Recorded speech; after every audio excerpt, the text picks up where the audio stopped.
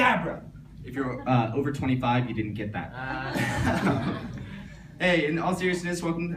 Thanks for coming out. I'm really nervous right now. I've never performed in front of an audience so big. I mean, 8 people, just goosebumps. No, but again, thank you.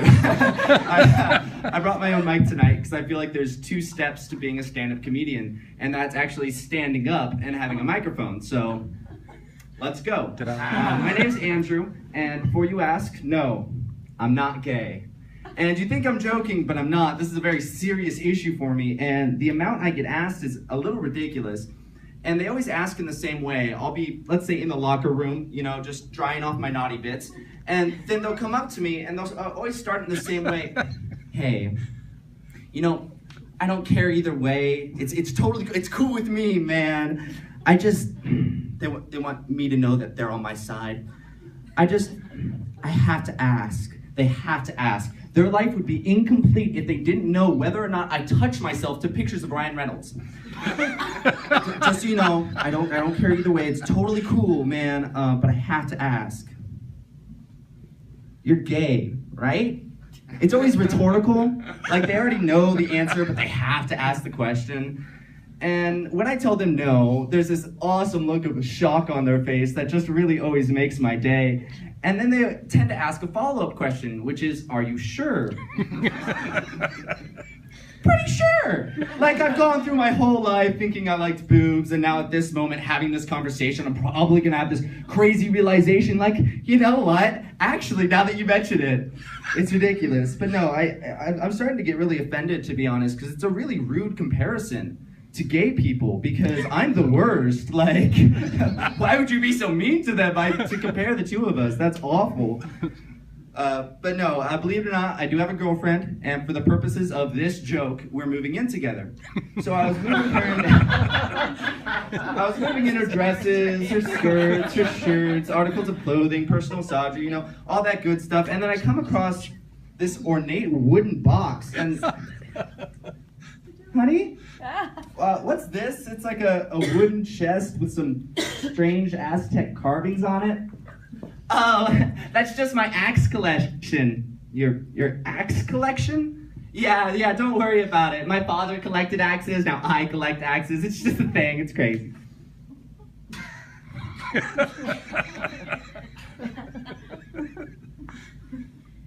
Okay then, and she wasn't kidding. It was literally just a chest full of axes, and not like cool axes from Latin American countries, no, just rusty, random axes. And it's terrifying, because it made me realize something that all of you should realize. Anyone you know could be an axe murderer. When you first meet them, there's 100% chance that they're going to murder you. Mason is probably an axe murderer. It's true. Like, let's be honest. You could be at 7-Eleven buying a pack of gum, it costs 80 cents, you give them $1, instead of going for your change, they pull out an axe and then they murder you. You don't know. It could happen anywhere. You could be at your grandma's house, just eating some roast. Grandma, this is such good roast. Oh, thank you, grandson. It's your cousin Kenny. Oh, Kenny, that's so... Wait, what? The dementia's really getting to you. I mean, it could be someone, let's pretend I'm Catholic. I'm not, but let's pretend I'm Catholic. And I go to confession every week to Pastor Dan. I mean, I should probably do it more often because I keep having these thoughts that everybody could be axe murderers. But I go every week to confession to Pastor Dan, and I go into church on Sunday. I go up to take communion. Drinking the wine. Pastor Dan? Is that crucifix made out of axes? Yes, my son. It's a crucifaxion.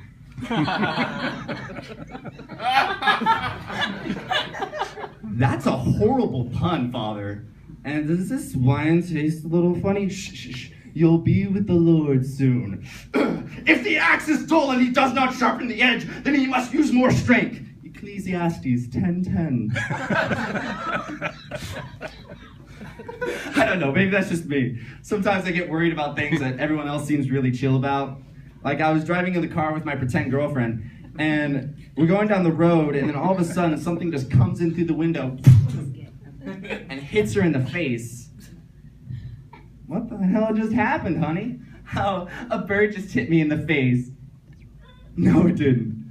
a bird did not just hit you in the face. And if it did, I did not see it go out the window again. I pull over the car, turn on the light, look in the back, and there's an owl. Because that's how you want your night to go. And I do what any rational person would do, because owls are dangerous. They have claws, they're predators. Like, you don't dick with an owl. So I get out of the car immediately. That car now belongs to the owl. He's just sitting in the back seat like, this is good. I think I'll just chill here for a while. This is solid. I'm good. So I'm outside of the car like a rational person, but my girlfriend, Morgan, because that's her imaginary name, Morgan is just over here. Oh my goodness, what a pretty owl. I wonder what kind it is. Let me get a closer look. Don't get a closer look, it's dangerous. Get out of the car. Oh my God, maybe it's a barn owl. Ooh, maybe it's a screech. Oh wait, no, it has little white rings around its eyes. That means it's a whooping lemon drop owl. Oh my goodness. You are surprisingly knowledgeable about this. Now get out of the car. Eventually, she finally does get out of the car. And the owl flies up to the front windshield. He's like, you know what? The back of the car wasn't all that. I thought about it. I think I'm just gonna chill up here. This feels more owly. And I tap on the front windshield. Finally flies away. We're good. We're good. We're safe. We get back in the car.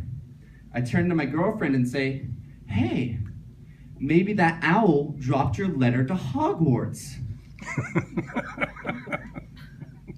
I kid you not, she checked the floorboard, she checked the back seat, she checked everywhere. She was very disappointed that there was not a letter to Hogwarts somewhere in that car. And we're just driving down the road again, and then all of a sudden, shit.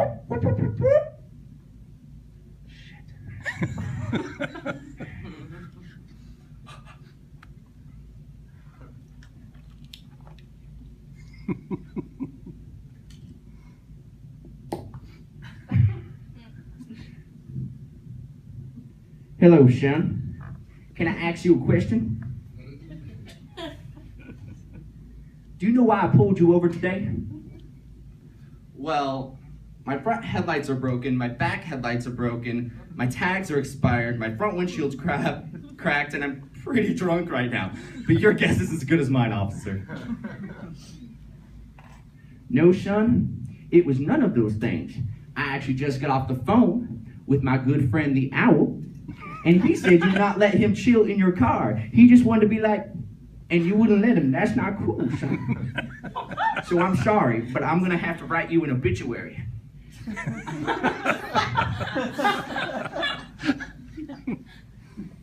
You mean a ticket, right? No, sir, I do not. Oh my God, that's such a pretty axe. What kind of axe is that? Let me get a better look. Oh, it has a white stripe down the side. That means it's a whooping lemon drop axe. Thank you, everybody. Don't forget to tip the waitress.